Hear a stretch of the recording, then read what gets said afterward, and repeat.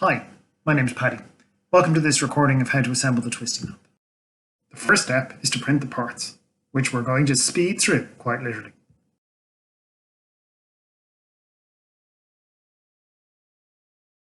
Okay, so I printed all the parts and I've sanded them. What I'm going to do now is attach the lamp body, that's this piece, to the lamp base, which is this one, and I'm going to use a tiny drop of super glue.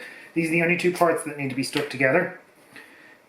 What I found works quite well with these is if we put a tiny couple of dots on each of these twisty bits. Tentacles. And then that is sufficient to hold it together, and that's all we need to do. So I'm going to do that now. Be careful and don't get the super glue on your skin. That is a bad thing. Yeah, super glue on your skin's bad. If you do get it in your skin, the best thing to do is to let it dry on your skin without touching anything. And then you can normally scrape it off. Yeah. But it's best not to do that at all. Okay, that's done. Now, I need to check the alignment here. I have actually done this already, so I have an idea where I'm going. Super glue being super glue, you don't get many chances to put this down straight, so you got to do it as best you can, as quick as you can. Okay, and we're going to leave that to set. Okay, this bit's now set, so that worked good. What we want to do is put in the lights. Now, I bought these big house brand ones from Amazon. They were about £1 sterling each. There was a box of 10 of them for a tenner. They work perfectly for this. Lots of other brands are available that do very similar things. So what we're going to do with these is we're going to unwind the little bit that's looped around, which is a bit of a pain to do, but bear with me. And then we're going to stretch this out, because it'll work much better if we've untangled it before we try and put it in than trying to put it in tangled. The other thing I'm going to do is I'm going to remove the tab so that the batteries are connected, and I'm going to check it works, because if it doesn't work, I don't want to find out after I've sorted it through the lamp. Okay, that's good. So this bit requires a little bit of fiddling. So what you need to do is start from the bottom, so that's the end with the base that we attached, and feed this through one of the holes. It doesn't really matter which one you feed it through. And it will appear, hopefully, at the top, he says, sort of rabbiting. Okay, so then you pull it through. Now this takes a little bit of effort, right? Now, I'm going to stop just before I get the last two lights through. And what I'm going to do is I'm going to put a twist in the wire about 1 centimetre in diameter between those last two lights, and that's going to make them just a tiny bit closer together, and it's going to make them look a little bit neater inside the twisted arm when they go in. Now, the reason I do that at the last minute is you don't want to be dragging these twists through all the way all the time, because otherwise they will drive you demented. And then I'm going to check the positioning of this one, so I'm going to turn it on very briefly, and you can see they look pretty good. They're in about the same spot, top and bottom. So that's great, and I'm going to just bend that little wire at the bottom for a second to hold it in place.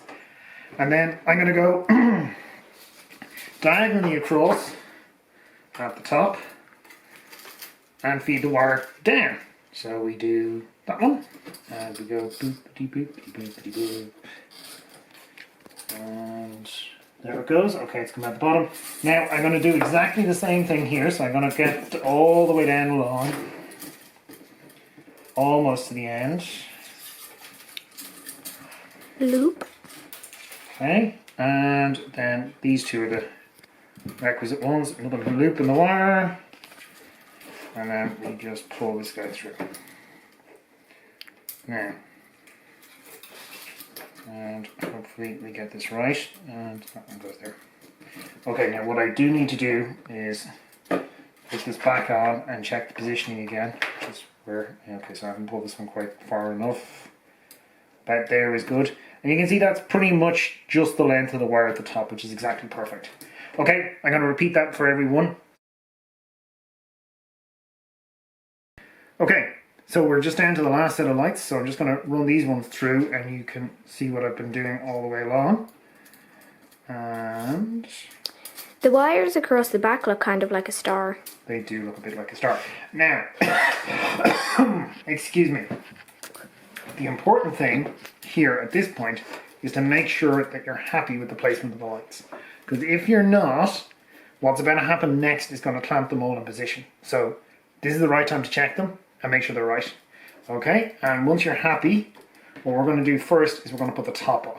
Now, this is designed to be a press fit. It is a very snug fit. So plenty of force required at the edges. Don't do it in the middle because otherwise you break the part. And there you go. That's simple. I would recommend you do it on a very stable surface because the table just bent slightly. Okay. Now, this base part is simple, but you gotta watch it. Okay, so what we're gonna do is we're gonna put the battery case in, and you can see the two little tabs hold it like that, which is kind of handy.